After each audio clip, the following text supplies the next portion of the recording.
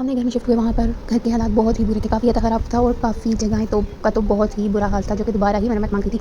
लेकिन मैंने हिम्मत करके जहाँ पे गंदगी थी उसको तो साफ़ करने की वो कोशिश की। आज मैंने सबसे पहले किचन को साफ़ करना शुरू किया, क्योंकि घर में सबसे मेन जगह किचन ही होती है जहाँ पे हम खाने बनाते हैं। और जब किचन साफ़ हो जाता है तो बहुत ही ज़्यादा दिल को सुकून मिलता है। एक तरफ पूरे घर को साफ़ करना और एक तरफ किचन को साफ़ करना बराबर ही है, क्योंकि किचन भी दिल की तरह होता है। जैसे जिस समय दिल की अहमियत बहुत ज़्यादा है, जब तक दिल चलता रहता है तो इंसान भी चलता रहता है। जैसे दिल की धड़कन रुक जाती है वैसे ही इंसान भी खत्म हो जाता है। इसी तरह किचन जब तक चलता रहता है तो इंसान भी चलता रहता है।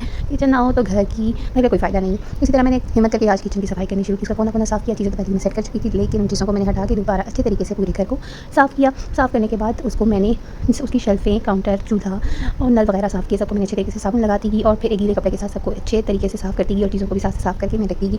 किचन एक ऐसी जगह है जहाँ पे खाना बनाते हुए बहुत ही सुकून चाहिए होता है, ताकि हमारा खाना बहुत अच्छे तरीके से और बहुत बेहतरीन जायके से बने। इसलिए मैंने किचन में कुछ फूल जगह रख दिए, ताकि किचन की खूबसूरती बढ़ जाए। और छोटी-छोटी चीज़ें जो कि मैंने ली हुई थी उनमें मैंने चीज़ों को सेट करके रख दिया, जैसे कि चम्मच का स्टैंड, ग्लास का स्टैंड, कप का स्टैंड, इस तरह की चीज़ें, ताकि सब चीज़ें मिलने में आसानी हो। इन सब चीज़ों को भी मैंने सजा कर रख दिया और सब चीज़ों को तरतीब दे दी। जब से तरतीब देने के बाद जब मैंने किचन को सबको देखा तो मेरा दिल बाग-बाग हो गया।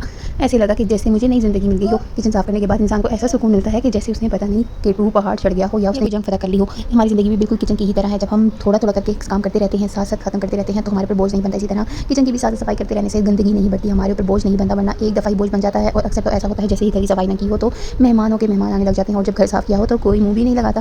क्या आपके साथ भी ऐसा होता है? अगर होता है तो ज़रूर बताइएगा। तो इसी तरह किचन को साफ़ करने से हमारा दिल भी खुश हो जाता है और ज़िंदगी बिल्कुल पुरसुकून और नॉर्मल रहती है। सर पे कोई टेंशन वगैरह नहीं रहती।